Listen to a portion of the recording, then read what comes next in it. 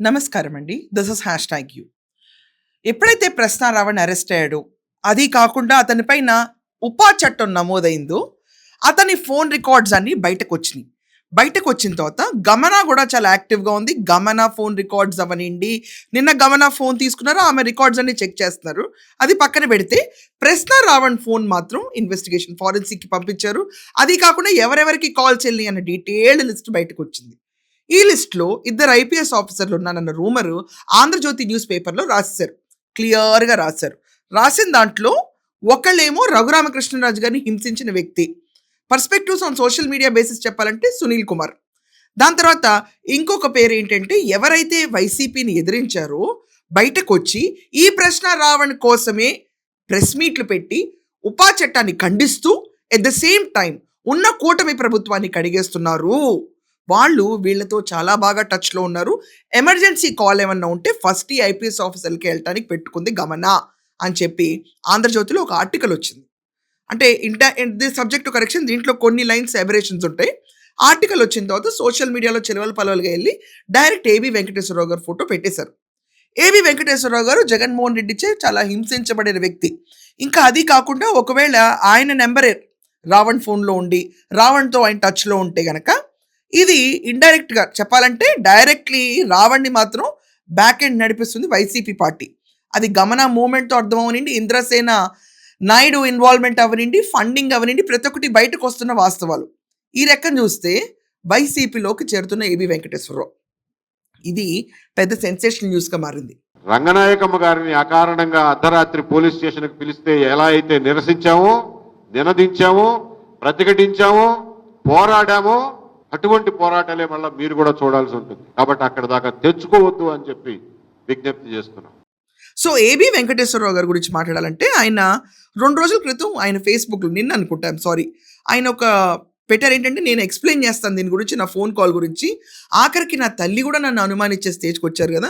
ప్రతి ఒక్కళ్ళు దోసలు, ఉప్మాలు తినండి మెల్లగా. మీ అనుమానాలు మీరు చాటుకోండి. నేనొచ్చి ఒక ఎక్స్‌ప్లనేషన్ ఇస్తా అని చెప్పి ఆయన ఎక్స్‌ప్లనేషన్ ఇచ్చారు. దానికి ఏమన్నారంటే యెస్. ప్రశ్న రావణ్ దగ్గర నా నంబర్ ఉంది. ఒప్పుకున్నారు ఆయన. క్లియర్‌గా ఒప్పేసుకున్నాడు. నా దగ్గర ప్రశ్న రావణ్ నంబర్ ఉంది. అలాగే ఆ ఆఫీస్‌లో పనిచేస్తుంది గమన కాబట్టి గమన దగ్గర కూడా నా నంబర్ ఉంది. ప్రశ్న రావణ్ ఒకసారి నన్ను ఇంటర్వ్యూ చేయడానికి ఫోన్ చేశాడు. ఫోన్ చేసినప్పుడు నేను ఎళ్ళాను అక్కడికి. సో, నా నంబర్ అలా అతని దగ్గర ఉంది అని చెప్పి అన్నారు. దాని తర్వాత నేను ఒకసారి 2 సార్లు మాట్లాడి ఉండొచ్చు. ఆ విషయం కూడా ఆయన క్లియర్‌గా ఎక్స్‌ప్లెయిన్ చేశారు. రిమాండ్ రిపోర్ట్ చదివినప్పుడు నాకు కనిపించింది ఇది యూఏపీఏ చట్టం పెట్టడానికి ఏమాత్రం అర్హత లేనటువంటి కేసు. దాని వరకు నేను కన్విన్స్ అయ్యాను. ఇది కాకుండా ఇంకా ఇంపార్టెంట్ ఏంటంటే గమన ఆమె ఫోన్ చేసిందంటే ప్రశ్నారావణ్ పైన యూఏపీఏ కేసు నమోదైన తర్వాత ఏబీ వెంకటేశ్వరరావు గారు ఫోన్ చేసి ఆయన ఎక్కడో ట్రావెలింగ్‌లో ఉండి అన్నోన్ నెంబర్ కదా అని ఎత్తలేదు. అప్పుడు మెసేజ్ పెట్టిందంట గమన. సార్ ఇలా కాంటాక్ట్ చేద్దాం అనుకుంటున్నాం ఈ యూఏపీఏ కేసు గురించి అని చెప్తే ఆయన తిరిగి ఫోన్ చేశారు. ఫోన్ చేసిన తర్వాత వెంకటేశ్వరరావు గారు మీ దగ్గర ఉన్న వీడియోస్ అన్ని పంపించమ్మా అంటే ఈ సో కాల్డ్ హిడ్మా భావజాలాలను ఏదైతే ప్రచారం చేశాడో ఆ వీడియోలన్నీ ఆయనకి పెట్టిన తర్వాత ఆయన ప్రెస్ కాన్ఫరెన్స్ కూడా తీసుకుని వ్యతిరేకించారు. యూఏపీఏ చట్టం ఇక్కడ ఎలా అప్లై అవుతుంది అసలు ఒక యూట్యూబర్ మీద పెట్టడం ఏంటి?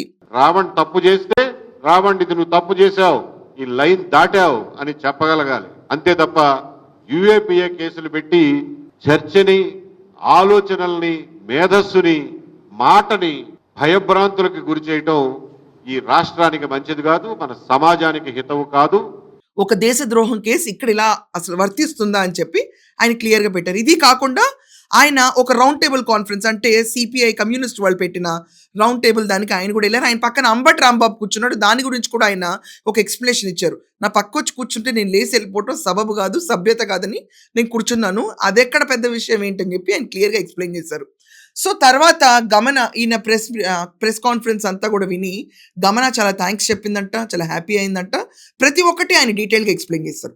ఈలోపే చిలవలు పలవలుగా యెస్ ఐపీఎస్ ఆఫీసర్‌లు ఉన్నమాట అంటే ఏ రకంగా ఈళ్ళ నంబర్‌లున్నాయి.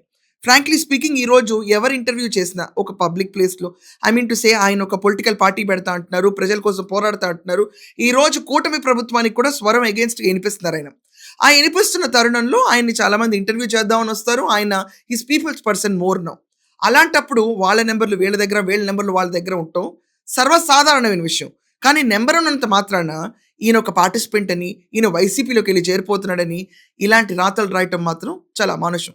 ఇది కాకుండా కోడి కూత కూయందే తెల్లారదు అని చెప్పే ఒక పత్రిక అంటే డైరెక్ట్లీ అందరికి అర్థమైపోతుంది ఆ పేరేంటో. సో అలాంటి వాటిలో కూడా ఇలా రాస్తున్నారు అని చెప్పి ఆయన ఖండించారు. ఇలాంటి సిచ్యువేషన్స్లోనే సోషల్ మీడియా అనేది ఒకటి వచ్చి ప్రతి ఒక్కళ్ళు వాళ్ళ భావ ప్రకటన చేస్తున్నారు అన్న లైన్ కూడా యాడ్ చేశారు.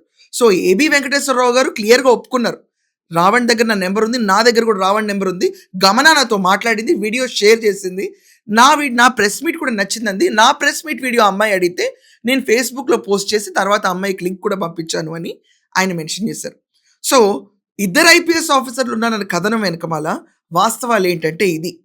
ఇంకొక క్యాండిడేట్ సునీల్ కుమార్ గురించి ఎవరికీ తెలియదు. ఈ సునీల్ కుమార్ పేరు కూడా పేపర్లో రాలేదు, సోషల్ మీడియాలో చక్కర్లు కొడుతున్న పేరు ఇది.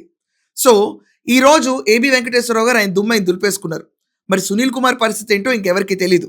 కానీ ఎవరిని చెప్పినా ఎవరిని కాదన్నా చాలామంది జర్నలిస్టులు ఏమంటున్నారంటే గమన రావడానికి మరి వైసీపీ ఉందని ఎలా ప్రూవ్ చేస్తారంటే ఇంద్రసేన నాయుడు సరిపోవట్లేదా ఇక్కడ క్లియర్గా? అదే కాకుండా వాళ్ళ పార్టీ వాళ్ళు సపోర్ట్ చేసే సిస్టమ్ సరిపోవట్లేదా? వీళ్ళందరికీ ఇతను చేసే ప్రచారాలు అవనండి, మాట్లాడిన మాటలు అవనండి, దాని తర్వాత దళిత క్రైస్తవ మహాసభ అని పెట్టి దాంట్లో వాగిన వాగుళ్ళు హర్షణీయంగా ఉన్నాయా? కేవలం ఏబి వెంకటేశ్వరరావు గురించి వచ్చిందే ఒక ఎబరేషన్ దీంట్లో. దాని గురించి ఆయన స్పష్టత ఇచ్చేశారు. సో ఏమంటారు మీరందరూ? ఇది సర్వసాధారణమైన విషయమే కదా, ఏబి వెంకటేశ్వరరావు గారి నెంబర్ రావణ్ దగ్గర ఉండటం, ఆయన వాళ్ళకి సపోర్ట్ చేయటం ఆయన భావ ప్రకటన స్వేచ్ఛ. ఆయనకి నచ్చింది ఆయన సపోర్ట్ చేస్తున్నారు, మనకి నచ్చలేదు అనుకోండి మనం సపోర్ట్ చేయం. దీని గురించి మీ ఒపీనియన్ ఏంటో ఖచ్చితంగా కమెంట్స్లో రాయండి. That's all for now. Thank you.